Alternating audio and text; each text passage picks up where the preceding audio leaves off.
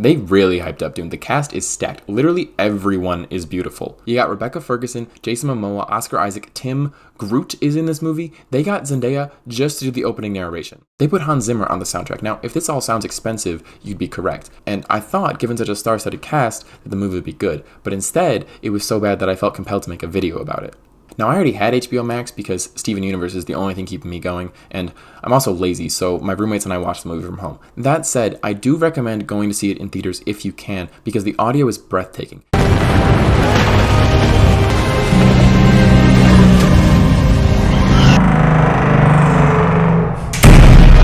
There's just a lot of explosions. I like them.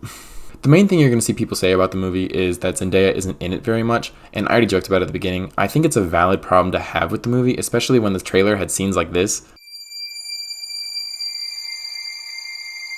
That scene, as far as I can remember, isn't in the movie. If you were going to see this movie to watch the chemistry between Zendaya and the skinny guy, I'm sorry, it's not there. Is that a spoiler? They barely speak for the whole movie. People defending Dune will say that's not the movie's fault, that's the marketing, and that is a fair point. After you see the movie and when people rewatch it years from now, the expectations set up by the marketing won't really matter. If the movie is interesting and exciting, who cares if it's accurate to the trailers? So, is the movie interesting and exciting? I'm going to start explaining the beginning of the movie, only the first 3 minutes, so if that counts as a spoiler to you, I understand. Now's your time to leave. Thank you. You've been lovely. Like I said before, Zendaya's character Chani does the opening dialogue. She explains that she is Fremen, which means she's native to Arrakis, aka Dune World, which is being pillaged by the Harkonnens because of a precious substance they call spice. There's going to be a lot of new names, so if you're lost already, don't worry, me too. There's a Quizlet in the description. So the spice is super valuable because it's not actually spice. Actually, it's the key to interstellar travel, obviously. They never say if it's actually a spice, like for food, but it doesn't matter. I haven't read the books or even seen the old movies, but just from the short synopsis that Zendaya gives us, I was expecting the story to be about colonialism, like the spice trade, do you see what they did there? Or imperialism, or something similar. Zendaya even says, "Why did the Emperor choose this path? And who will our next oppressors be?" Pretty spot on. Those are some big questions to ask at the top of your movie. It would have been cool if they touched on them ever again.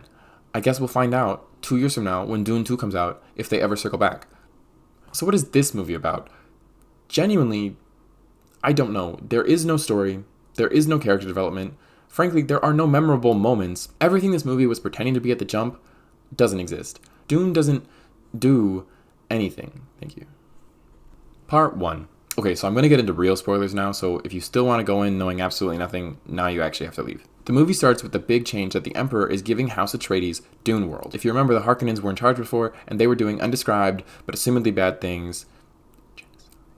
And of course, like Zendaya said, House Atreides are going to be the next oppressors. But wait, that would make Paul, who is the heir to House Atreides, the heir to an oppressive regime. And Paul is supposed to kiss Chani. That would be really complicated and interesting to explore in a movie. But that's not what we're going to do. Instead, the Harkonnens, who just left, are planning a coup to take the planet back. And the Emperor, who just gave the planet to Ocean's 11, is going to support the coup. Also, they can kill the entire family and get the planet back.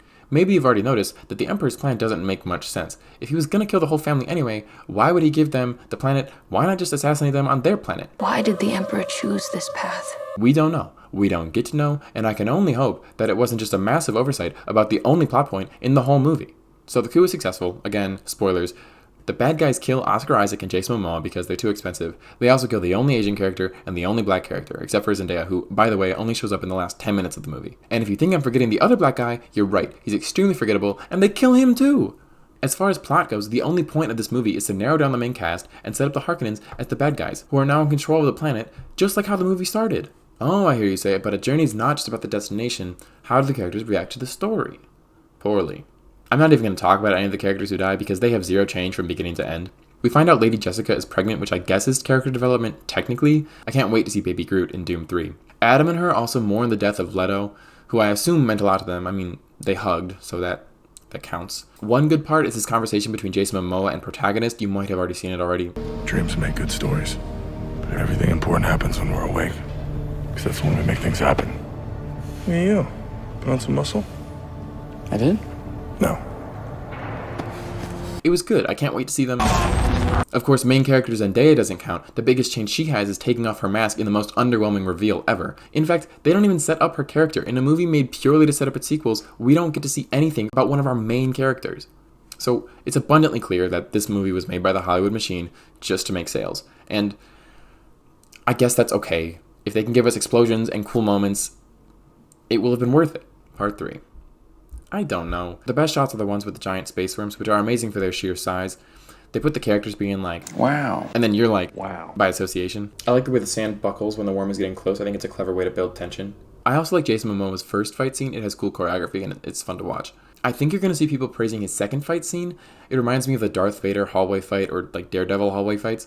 But those are supposed to be demonstrations of strength. And unfortunately, maybe I should think about it more like an Obi-Wan death scene, if that had been good. I don't know. For what it's worth, it's also fun to watch. And you get to see Oliver pounding on the door in slow motion. So, you know. This part where he hides in a hologram to avoid a poison dart drone is really cool until he grabs the poison dart with his hand. Didn't really think that went through, but don't worry, he's fine. There's a really cool scene in Dune where they fly into a sandstorm and you can't see anything for 5 minutes. I thought that was a really interesting choice stylistically and narratively a good way to show off their plot armor. Nothing survives such a storm. They're dead.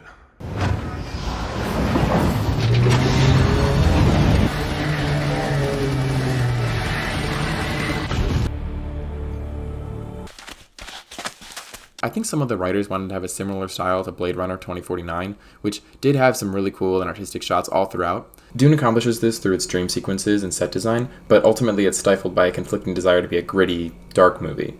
And yes, you can have both, but Dune isn't able to do it.